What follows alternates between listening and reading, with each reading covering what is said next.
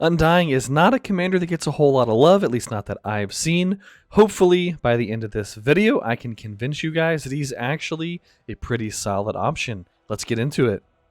Alright guys, we'll start things off by looking at some battle reports. These reports were provided to me by No Longer a Zed Main, who is a guy that is part of my Discord community, so I really appreciate him sending me these and allowing me to do a video about Undying, but I will be working with these screenshots for now. So we have Undying going up against Eowyn, and a little fun fact, the Eowyn featured in this video is actually the Eowyn from the player who I did the Elrond video about, Lord Bearstrike, aka Jim Bro Ragnarok. I'm not sure what the whole Jim Bro thing is about, since these guys are both Jim Bros, but they're in different factions in Season 6.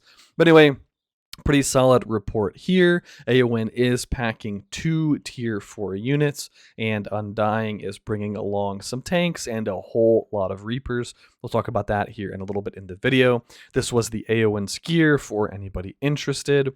And we have a screenshot of the Undying's gear. We'll cover the gear options also coming up in just a minute, kind of explain what was chosen and why. And finally, for anybody that wants to take a screenshot or whatever of the build, here is a screenshot of the build, and I'll be pulling the build up in game and talking you guys through it.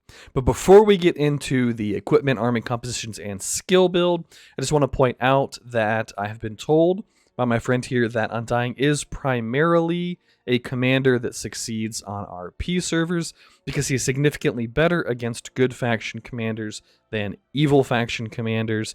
He's quite solid against a lot of the current metagame, particularly commanders that rely on healing, like the Rohirrim commanders, Arwen. I've even seen a lot of people using Radagast recently, so I'm sure Undying would crush him as well. His main weakness is glass cannon damage commanders. There's also a lot of those running around in Tactics Evolved.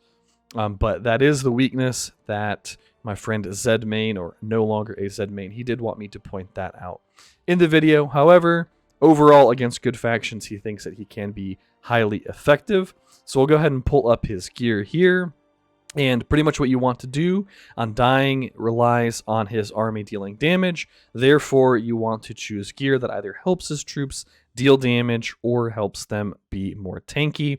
If we use his Undying as an example, let me see if I can actually zoom in a little bit here. Maybe that'll be a little bit easier for everybody to see. He has a cutlass with melee might, since he really likes running Reapers on Undying. And in general, you're going to be running melee units on this commander because of his skill tree. He also has a scale mail with melee vigor, a horseman's helm with madness immunity. However, you could run a bone helm with hysteria in this slot, but it just kind of depends on what you're fighting. If you're running into a lot of people with like other bone helms with hysteria, trappers hoods, hunters guides with whatever the mini Sauron skill is. There's a couple helms out there. I forget the name of that skill, but there's some helms out there that can cause the entire enemy army to have madness for the first couple rounds. Discord, I think that's the name of it, Discord. So if you're running into issues with madness, you can throw on the anti-madness helm. If not, then you can switch to a bone mask with hysteria. And then as far as the accessory slot goes, Drums of Moria with Bane of Dwarves. That's kind of the optimal option there. However, if you need access to Pursuit and you happen to have a Palantir of Orthanc, you can pick up Pursuit via your accessory slot. And before we get into the skill build, we'll talk about the army composition options. Pretty much what you're going to want to do is run one very high damage troop, such as Reapers. Reapers are an excellent choice because they are melee units and they pair well with Undying skill tree. And then you're going to want to pick up 2 tank troops to try to absorb some damage, keep those Reapers alive into the later rounds where they start absolutely shredding everything in sight. In this particular report, we have Dragoons and Runes T4s. If you don't have access to Runes T4s, you could bring things along like Crushers, Champions if you're Varyogs, Halberdiers even if you're fighting some cavalry. Just anything that you need to counter whatever you're facing, plus something that's tanky. I imagine like Hill Trolls would probably work to a certain extent as well. And Reapers really are kind of the optimal troop for him, and I'll talk about why once we get to his skill tree. If you want to run Alchemist, technically he can do that.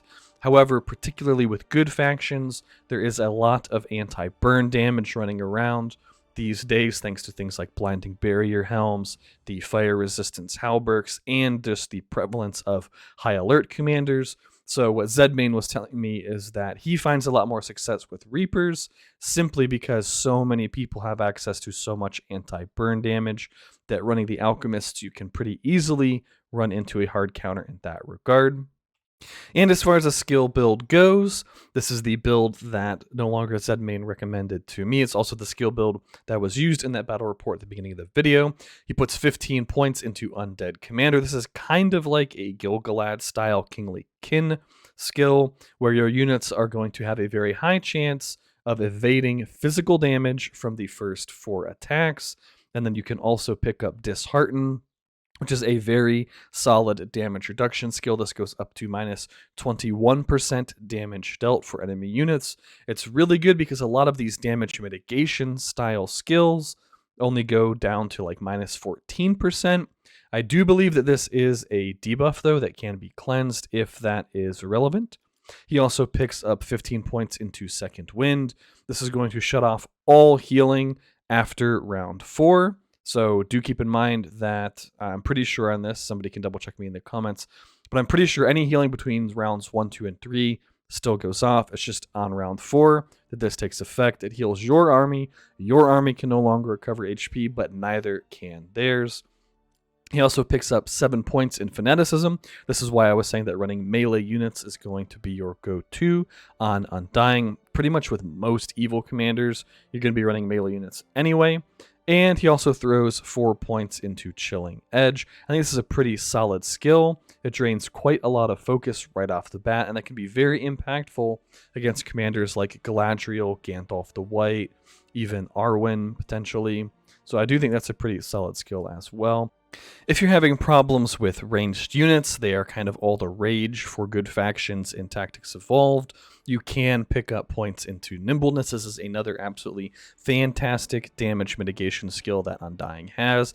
This is going to give you a 28% damage received buff, bonus. I don't know how you would want to classify it. It's going to make you take 28% less damage from ranged units. So if you're having trouble with them, you can certainly put points into that. Otherwise, you definitely want to put at least 1 point into Plague, as this has the potential to shut off healing in round 3. This has a 2-round cooldown, so it will go off in round 3. It definitely can be cleansed, though, so there are some commanders that are just going to cleanse that off and heal anyway before your 4th round Second Wind skill goes off and just turns off healing for the rest of the fight. You can also put a point into Delayed Plague, and other than that, you can max out Undertaker if you have the points left over. This is going to do similar to what the Shadow does, or actually exactly the same thing that the Shadow does, where it's going to cause Undying to hit all enemies with all of his normal attacks, and it's going to convert that damage into poison damage. Poison damage isn't like burn damage, where everybody and their brother can stack a whole lot of mitigation for it. So if you can convert those normal attacks into poison damage, I think that it is definitely worth it. All right, guys, that's it for this video. Thank you for watching.